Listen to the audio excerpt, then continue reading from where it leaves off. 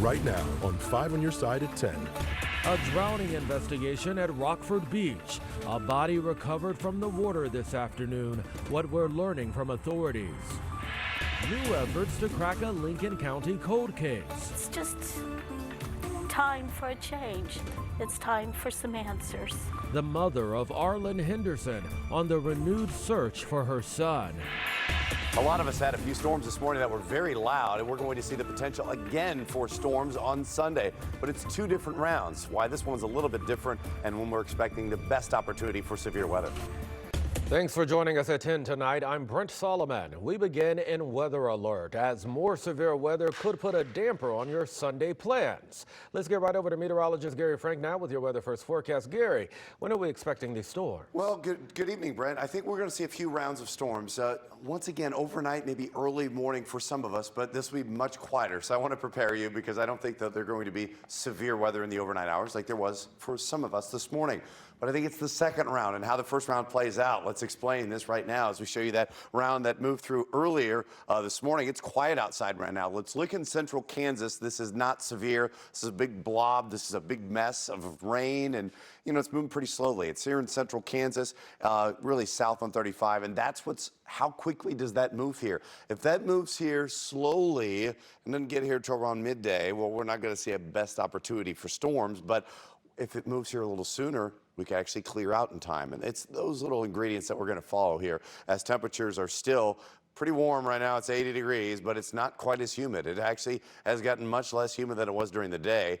Patchy fog around overnight. I think for the most part we stay dry, but the next 24 hours, we're going to watch for another round of storms hanging around overnight off to our west. It's when does it get here? I think the earlier we start with them and have a break during the day, that could really add to our severe weather threat. We're going to time out the most specific areas that I think that are going to recover or not see that early rain. That'll allow us for our secondary rain and pinpoint some of those main threats. Gary, stay close. So you can stay on top of your weather first forecast. Text the word weather to 314-425-5355.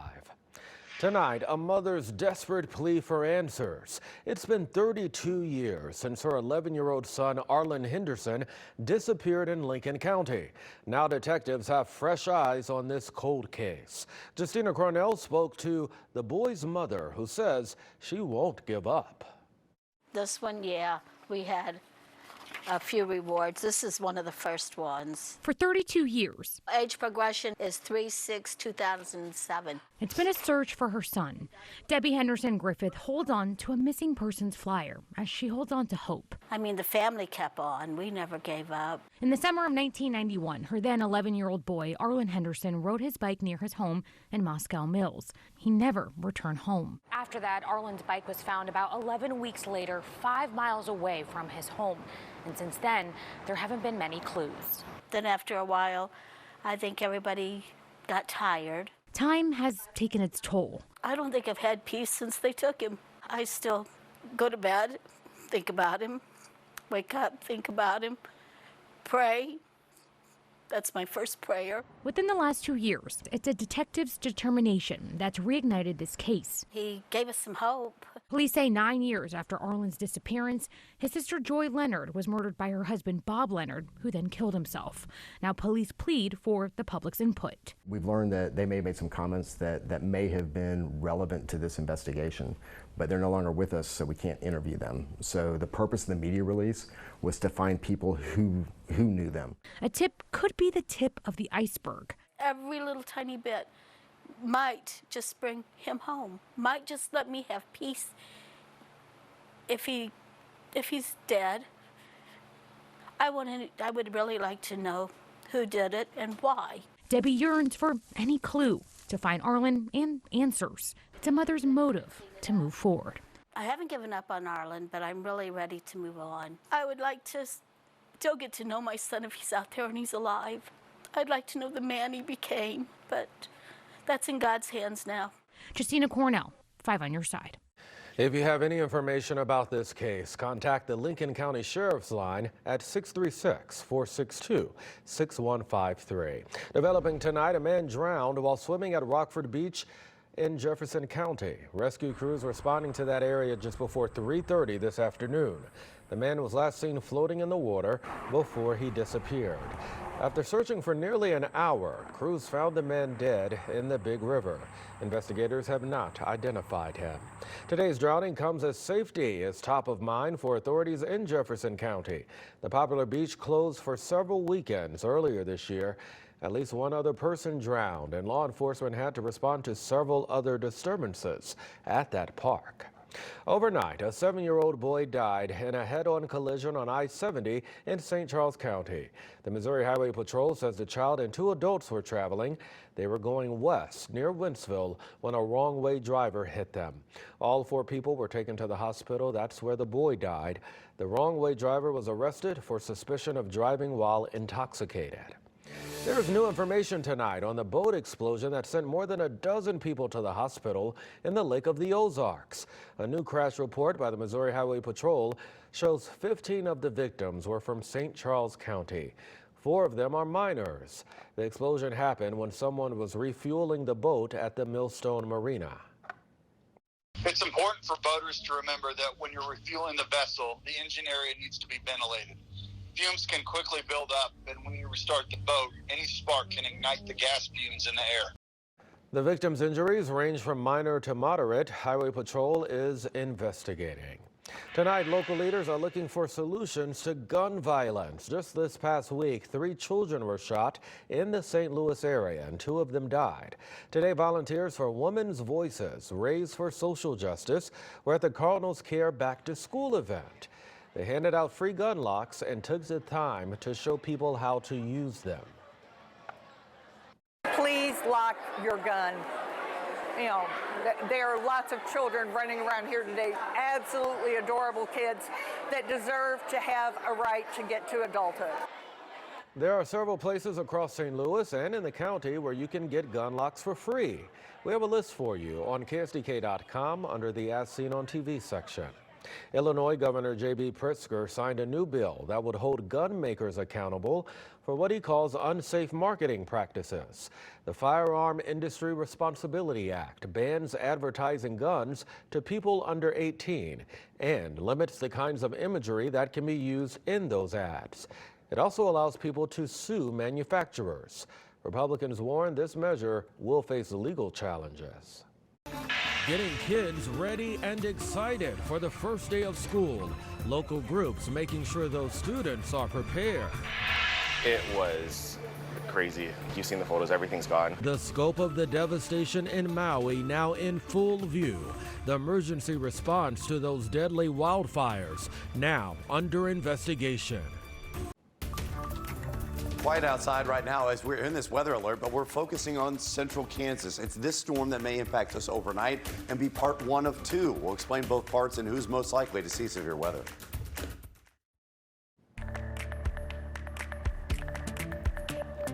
Well, it's almost the end of summer for St. Louis area kids, and next week, Illinois students will head back to the classroom. Missouri students return the following week. Today, many local groups are helping families prepare for that first day of school. This morning, we stopped by a back-to-school event hosted by Better Family Life. Parents and students were able to get school supplies and resources while enjoying live entertainment and food. Just down the road, the Annie Malone Foundation hosted a family fest. They also provided supplies and resources for this upcoming school year. BJC and Affinia Healthcare were there to help kids get their required vaccinations and even physicals. Well, a different kind of back-to-school event today at O'Fallon Park. Take a look. This is the 5th annual Rides and School Supplies charity car and bike show.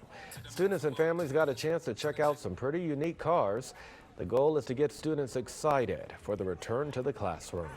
We want to get them charged to go back up to school, right? So we have things here. We have car enthusiasts here talking to them, tell them about how they got what they got so that we can, put some motivation and inspiration, put some oomph behind them as they go on to the 2023-2024 school year. In addition to the car show, Ride and School Supplies gave out more than $30,000 in scholarships to 7 students. Quiet outside right now, and I don't expect you'll be up in the middle of the night because you hear thunder, but we will see thunder throughout the day when that secondary round of storms may provide us an opportunity at severe weather.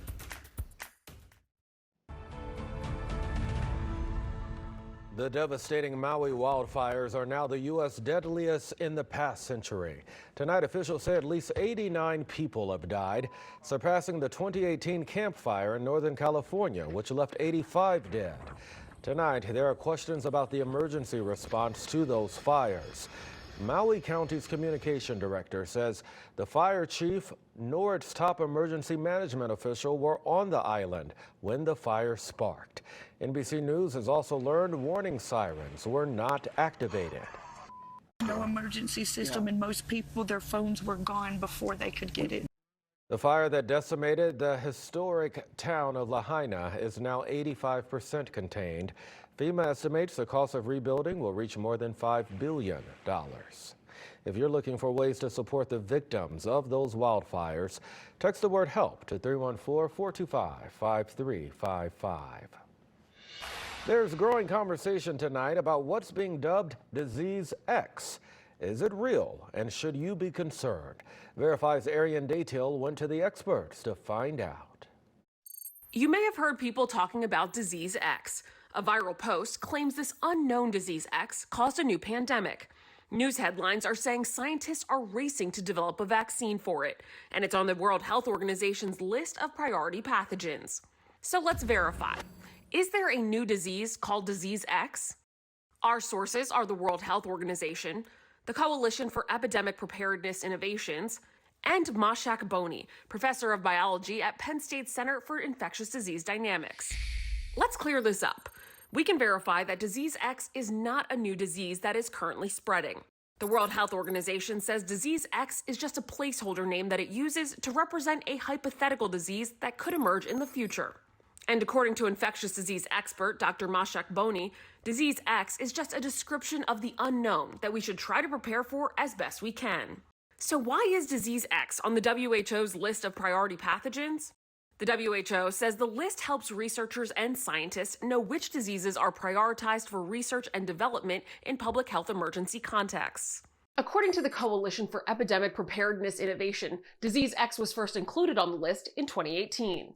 CEPI says COVID-19 was the first emergence of a Disease X since the designation was established. CEPI and Boni say it's only a matter of time before a new Disease X emerges, and public health agencies want to be prepared. Right now, researchers in the UK have compiled a list of animal viruses that could be the next Disease X. They're trying to develop vaccines for them in order to mitigate the spread of a pandemic should one of these viruses ever spread to humans. With your Verify, I'm Arian Daytil. We always welcome your ideas for our Verify segment. Just email us at verify@ksdk.com. All right, go ahead and check this one out. A packed house for the second day of the Taste of St. Louis. Our camera's capturing this video just moments ago before the event wrapped up at 10. The annual food festival featuring dozens of local restaurants, music, and vendors. It's all taking place at Ballpark Village. Look at those crowds. It will reopen tomorrow from 11 a.m. until 6 p.m. Over in Francis Park, people came out for the 13th annual Grub and Groove Festival. It featured food, drinks, kids' activities, and music all day long.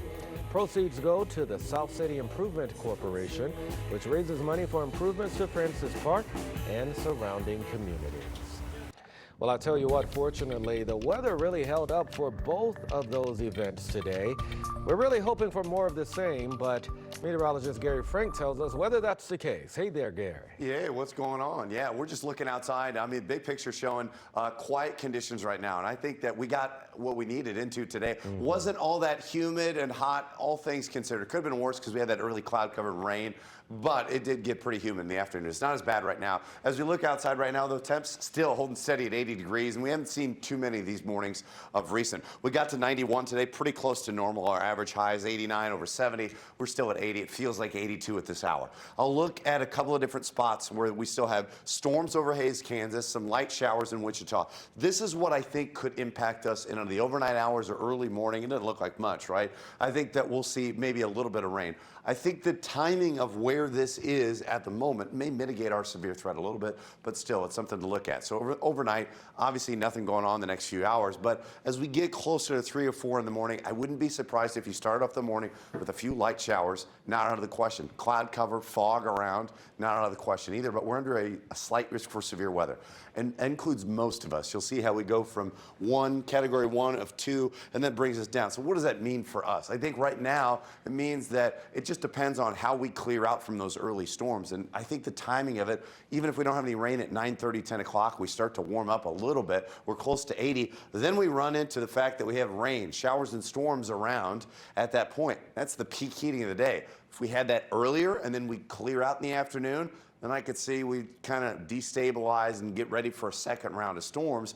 But depending on how long that hangs around, which if it hangs around till 2, 3, 4 in the afternoon, we're going to struggle to get to 80 degrees, period. And I just don't see a lot of severe weather coming from that as well. But the secondary round, as the main front moves through by 8, 9, 10 o'clock, may carry enough energy with it that areas south of Herman, south of the city, get some wind damage and larger hail. That could stretch further north. Things change a little bit. But that's how I see things playing out right now. So Sunday's an alert day. Showers and storms in the morning, not out of the question. They won't be severe. It's not going to be like what we had this morning. How much clearing do we get? Maybe different everywhere. But as that main front passes, we've got a wind and hail threat. I think the worst of the severe weather is in southern Missouri. The next few days, tomorrow's an alert day. We have more storms. And then that tries to clear out with a few showers on Monday morning. Early fog on Tuesday. And then we're going to continue to see those temps in the mid-80s. Not all that bad. Slight chance for rain on Thursday, but otherwise it's pretty quiet heading into next week. Before we warm things up again, we'll take advantage. I think it'll be a little quieter in the morning than it was this morning. Yeah, the Weather First team, you're going to keep us posted about tomorrow. Yes, sir. All right, thank you much. Corey standing by with sports. Lots to talk about. The Cardinals and Royals finished their 2-game series with a flourish. Mizzou football could get some good news tomorrow, and SLU soccer is back in action as well. Stick around, sports is up next. The Sports Desk is sponsored by Jim Butler Chevrolet, the Midwest's #1 Chevy dealer 10 years running. The Cardinals have not had a scheduled off day on a Sunday in the regular season since 1995. They get one tomorrow, and it will be a happy flight back to St. Louis after an eventful night on the other side of the state. Steven Matz got the start against the Royals, and he was good once again. 6 innings, 2 earned runs, and 5 Ks for Matz tonight. Tommy Edman had it going on offense, starts the scoring in the second with this 2-run bomb. Then he liked that so much, he's going to follow it up with another blast from the right side in the 8th inning. He now has 10 homers on the season. Nolan Arenado had 3 hits tonight, but this play coming up is what people will be talking about. Jojo Romero in trouble in the 9th with Casey threatening, down just 1, and Arenado takes it into his own hands. Steps on third, throws off balance to first for the game-ending double play. He is just ridiculous. Cardinals hang on to win 5-4. Here's Ollie on his starter and his third baseman. Yeah, I think he's put it together where we're not saying, let's see if he can repeat it. This is who we were hoping to see all the way through. So it looks different, but he's holding it. This is who Matz is. I mean, the play that ended that game, it just shows Arenado's he's unbelievable over there. That was a great way to end that game. The battles are starting to get serious for Mizzou football. It's 19 days until the first kickoff, and depth charts are being decided. There are a few St. Louis area natives making an impression. Of course, Eli Drinkwitz isn't short on local talent on his roster, but one of the youngest has started to stand out. Francis Howell tight end Brett Norfleet will also play baseball for the Tigers, but has caught the eye of Coach Drink in football practice this summer. It'll be tough for the true freshman to see the field, but he is making a good first impression. Yeah, I've been very pleased with the way that Brett Norfleet and Jordan Harris have played in the run game. I think those guys' physical nature has surprised me and really the rest of the guys about how well that they play. They've been physical and they've been consistent catching the football. Now, obviously, there's a lot of volume there that they're still having to learn, and I think it'll be a little bit easier for them once we get into game week. Could Mizzou have a new St. Louis Tiger come this time tomorrow? Well, CBC 4-star receiver Jeremiah McClellan is announcing his commitment tomorrow afternoon, and the Tigers are still in the mix. The interest has been high for the talented wideout, especially from Mizzou and Ohio State. They keep in contact a lot. I talk to Coach Drink every day. Well, I've been talking to him every day. Coach Drink every day, Coach Peeler too. So just talking to them and communicating with Luther and Mookie and them, just them guys telling me how everything's been up there. So I really feel like just the communication with them has really been key. Coach Hartline, and it's the way, like his history, you can't really go wrong with his history just because of how many players he didn't put in the league. SLU soccer was back on the pitch tonight at Herman Stadium for a tune-up against Evansville before the regular season opener against powerhouse BYU on Thursday. It was a good night. Hannah Larson finishes that nice goal to kick things off. Later on, Emily Gaby converts on the breakaway all by herself. Bills win big, 5-0. In 3 weeks, IndyCar will be here in St. Louis for the Bommarito 500, which airs right here on 5 on Your Side. Today they were on the track for the Gallagher Grand Prix at Indianapolis Motor Speedway. Scott Dixon took the checkered flag with Graham Rahal finishing second.